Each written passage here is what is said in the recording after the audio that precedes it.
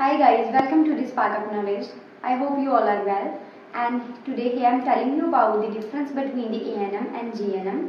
Okay, तो मैं आपको ANM और GNM में जो डिफरेंस है वो बताने जा रही हूँ. Firstly, I am telling you the full form of ANM.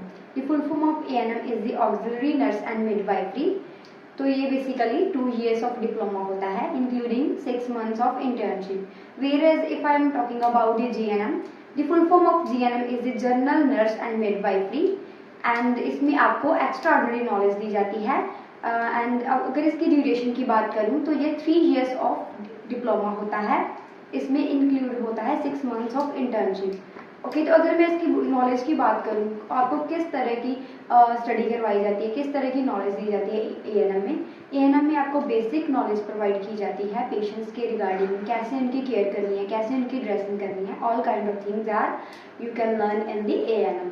If I'm talking about the GNM, there you can learn about the wider range of topics on healthcare aspects. Okay, काफ़ी सारे topics cover up करवाए जाते हैं GNM में, क्योंकि GNM में extra ordinary knowledge आपको provide की जाती है इन डिटेल में.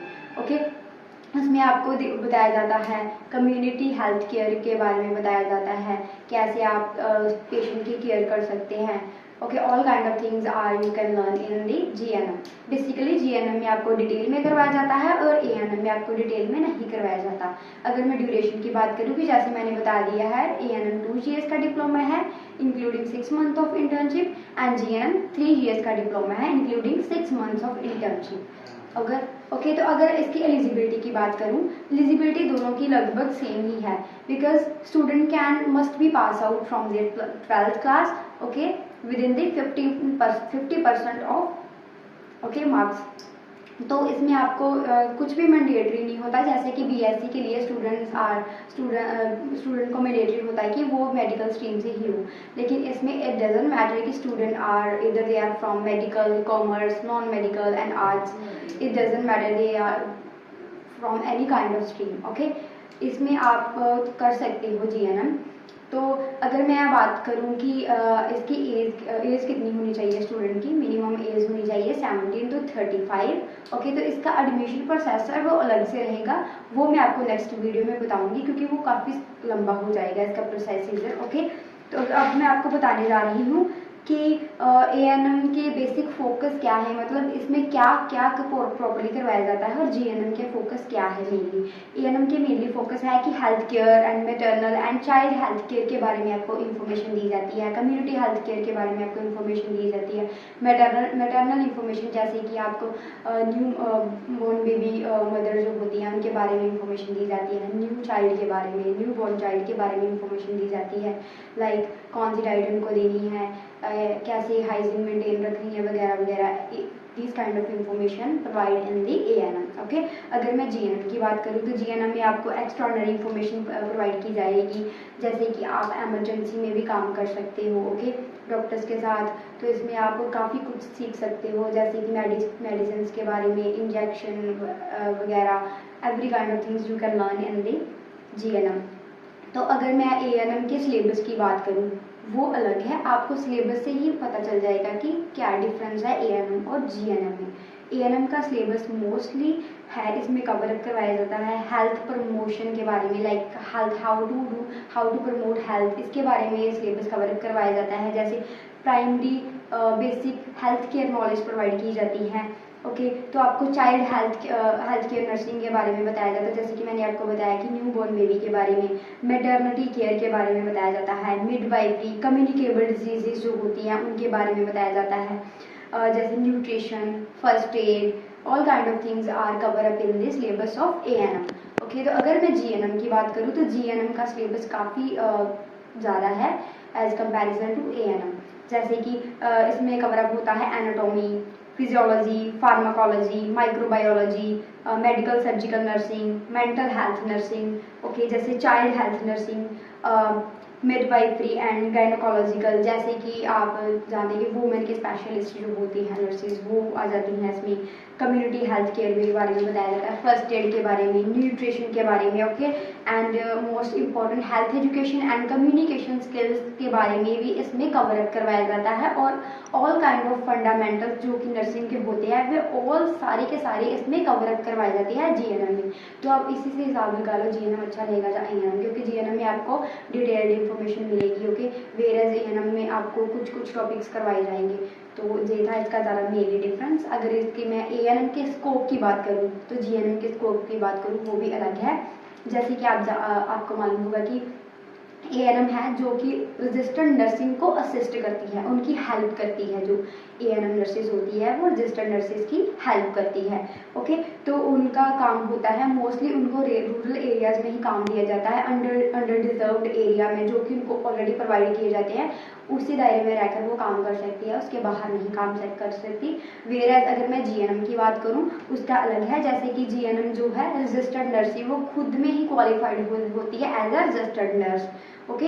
एएनएम में एएनएम नर्सेज जो है जीएनएम नर्सेज को असिस्ट करती है, लेकिन जीएनएम में जो नर्सेज होती है वो खुद ही क्वालिफाइड होती है एज अ रजिस्टर्ड नर्स जो कि आरएन होती है, ओके। तो इसमें आप उनको एडवांस क्लिनिकल नॉलेज दी जाती है, okay.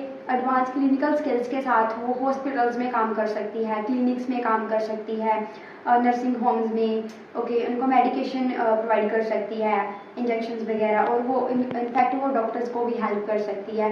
In fact they can also help the patient in the absence of doctor, okay. They can also monitor the patient in the absence of doctor. When जब भी डॉक्टर हॉस्पिटल में नहीं होगा तो वो patients की देखरेख कर सकती है, क्योंकि उनको काफ़ी अच्छी नॉलेज होती है। तो जीएनएम नर्सेज एमरजेंसी रूम्स में भी काम करती है, ओके। तो जैसे कि डॉक्टर्स के साथ भी काम कर सकती है duration like operation time, they also help the doctors, okay.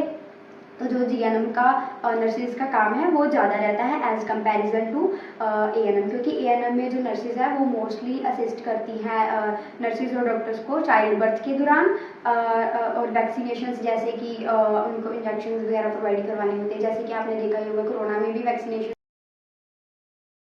Okay. तो वो ट्रीटमेंट्स भी प्रोवाइड करती हैं, जैसे कि माइनर इलनेस हो गई, कोई माइनर इंजरीज होगी, उनमें भी वो फर्स्ट एड प्रोवाइड करवाती हैं, ओके। तो ये उनका काम रहता है। वो ऑल्सो रिकॉर्ड भी मेंटेन्स करती है, और वो क्या करती है कम्युनिटी को भी एजुकेट करती है that how they can maintain hygiene कैसे मेंटेन करती है वो भी वो उनको एजुकेट करती है, ओके। क्योंकि मोस्टली आप देखते हैं कि मोस्टली लोगों को नहीं मालूम होता कि वो कैसे हाइजीन मेंटेन कर सकते हैं, हाइजीन कितनी इंपॉर्टेंट है उनके लिए, उनकी सेहत के लिए, ओके। तो ये सभी बातें एएनएम नर्सेज मतलब बताती है लोगों को, ओके।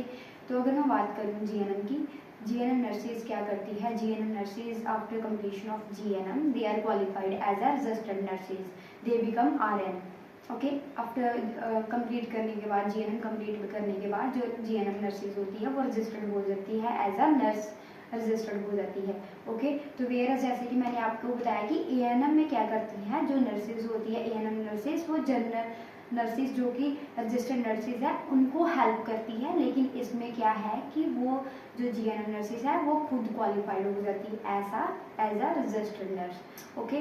तो उनके काम क्या क्या रहते हैं? मैं एडवांस क्लिनिकल स्किल्स के साथ वो हॉस्पिटल्स में काम कर सकती है, क्लिनिक्स में काम कर सकती है, ओके, नर्सिंग होम्स में काम कर सकती है, मेडिकेशन प्रोवाइड कर सकती है, ऑल काइंड ऑफ जो भी हेल्प चाहिए पेशेंट्स को वो दे सकती है।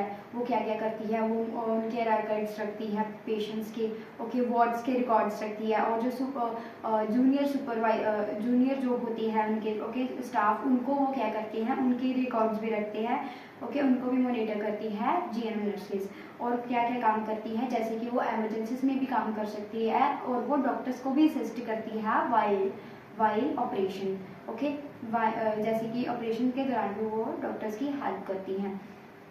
तो ऐसे में आप देख सकते हैं कि जीएनएम नर्सेज को काफ़ी ज़्यादा नॉलेज होती है एज कंपैरिजन टू एएनएम, और they have a more opportunities as compare to the ANM nurses, okay. They can also participate in the research activities as well, okay. Furthermore अगर मैं आपको बताऊं कि करियर अपॉर्चुनिटीज़ क्या है एएनएम नर्सेज के लिए और जीएनएम नर्सेज के लिए, ANM नर्सेज के लिए अपॉर्चुनिटीज़ लिमिटेड होती है एज कंपैरिजन टू GNM। जैसे कि ANM नर्सेज गवर्नमेंटल और नॉन गवर्नमेंटल NGOs में काम कर सकती है, ओके, क्लिनिक्स में काम कर सकती है, वेयर दे मतलब they can provide help to the doctors, okay, just provide the medicines to the patients, okay. ऐसे वो डॉक्टर्स की हेल्प कर सकती है, हेल्थ एड्स प्रोवाइड कर सकती है उनको, कम्युनिटी हेल्थ में काम कर सकती है, कम्युनिटी हेल्थ सेंटर्स होती है वहाँ वो काम कर सकते हैं, ओके। तो उनके पास लिमिटेड करियर अपॉर्चुनिटीज़ होती है। जैसे कि वो फर्दर अपनी स्टडी कंटिन्यू करना चाहे तो वो क्या कर सकती है, उनको पहले GNM करना पड़ेगा, ANM के बाद उनको 3 years का डिप्लोमा करना पड़ेगा GNM में, फिर वो फर्दर स्टडी कंटिन्यू कर सकती है। जैसे कि उनको BSc करना हो, जैसे कि उसके बाद GNM के बाद भी काफ़ी सारी ऑप्शंस होती हैं, वो मैं आपको उसके बारे में बाद में बताऊंगी। अभी मैं बता रही हूँ आपको GNM में, जैसे मैंने बता दिया ANM के पास करियर अपॉर्चुनिटीज़ क्या होती है, और GNM के बारे में करियर अपॉर्चुनिटीज़ होती है उनके पास कि जैसे ANM प्राइवेट हॉस्पिटल्स में मोस्टली काम कर सकती है, बट GNM पब्लिक और प्राइवेट दोनों हॉस्पिटल्स में काम कर सकते हैं, और उनके पास ज़्यादा करियर अपॉर्चुनिटीज़ होती है। जैसे वो नर्सिंग होम्स में भी काम कर सकते हैं, स्कूल्स में भी, इंडस्ट्रीज़ में भी, there they can provide safety procedures to the employees, okay. उनको सेफ्टी के बारे में अलर्ट कर सकते हैं, उनको वहाँ वो काफ़ी प्रोसीजर्स के बारे में बता सकते हैं, उनकी हेल्प कर सकते हैं, ओके, उनको मेडिकेशन प्रोवाइड कर सकते हैं, all kind of things they are doing in the GNM। अगर मैं इनकी फर्दर स्टडी की बात करूँ तो GNM में काफ़ी उनके पास करियर अपॉर्चुनिटीज़ होती है, लिमिटेड करियर अपॉर्चुनिटीज़ नहीं होती जैसे कि ANM में होती है, क्योंकि after completion of GNM they can continue their study in BSc और post BSc, they can pursue post BSc and BSc as well, okay. जैसे कि मैंने आपको बताया ANM में वो GNM करेंगे, फिर वो पोस्ट BSc और BSc कर सकते हैं, लेकिन इसके बाद GNM के बाद वो डायरेक्ट BSc और पोस्ट BSc कर सकते हैं। आपको पोस्ट BSc और BSc में भी डिफरेंस बताऊंगी नेक्स्ट वीडियो में, ओके, क्योंकि ये काफ़ी लंबी वीडियो हो जाएगी। अगर मैं आपको सैलरी की बात करूँ तो ANM की ऑब्वियस सी बात है सैलरी कम ही होगी GNM से, क्योंकि वो अगर फर्स्टली इनकी ड्यूरेशन कम होती है, ओके, ऑल काइंड ऑफ उनको जो भी सभी बातें मतलब जो भी है टॉपिक्स वगैरह कम ही कवर अप करवाए जाते हैं, तो इसीलिए उनकी जो सैलरी है वो भी कम होती है, like 1.5 to 2.5 lakh yearly, okay. तो उनको मे बी 10,000 से स्टार्टिंग होगी उनकी सैलरी की per month, okay, whereas GNM 15 to 25,000 उनकी स्टार्टिंग सैलरी होती है, और जैसे जैसे वो एक्सपीरियंस गेन करते जाएंगे they can earn up to more than 25,000, okay. तो जैसे कि मैंने सब कुछ आपको क्लियर आउट कर ही दिया है। अगर मैं बात करूँ इसका जो है इसकी डिमांड और इसके स्कोप की बात करूँ फॉरेन में, इंडिया का तो मैंने आपको बता दिया है, इसकी फॉरेन में काफ़ी डिमांड है as comparison to India, because there they can work as a registered nurse after completion of GNM, okay. तो वहाँ उनको सैलरी भी ज़्यादा मिलती है, जैसे बट उनके लिए भी थोड़े बहुत एलिजिबिलिटी मतलब रिक्वायरमेंट्स होती है उनको जो कंप्लीट करनी होती है। जैसे कि अगर कोई भी झुके जाएगा, कोई नर्स ओके कंप्लीट करके अपनी GNM झुके जाएगी, तो वहाँ उनको क्या करना पड़ता है, OSCE का एग्ज़ाम देना पड़ता है to continue their job in the GNM, okay.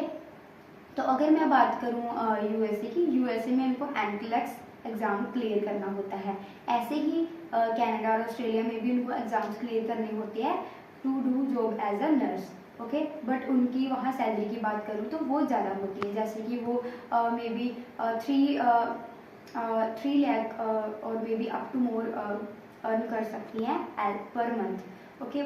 But as their उनके एक्सपेंसेस भी ज़्यादा होते हैं, लेकिन फिर भी वो कुछ ना कुछ सेविंग्स कर सकती है। जैसे कि उनके एक्सपेंसेस आप लगा लो 1 लाख भी हो गया अगर मंथली के एक्सपेंसेस, वो भी वो निकाल कर कुछ ना कुछ सेविंग्स कर सकती है। तो ऐसे ही आपको मालूम पड़ गया है कि इसका स्कोप फॉरेन में ज़्यादा है एज कम्पेरिजन टू इंडिया, क्योंकि ये बहुत ही रिस्पेक्टफुल करियर है, इसकी बहुत रिस्पेक्ट करी जाती है, फॉरेन में बहुत ज़्यादा इसकी रिस्पेक्ट दी जाती है, और इनकी डिमांड भी बहुत ज़्यादा होती है as comparison to India in the foreign, okay.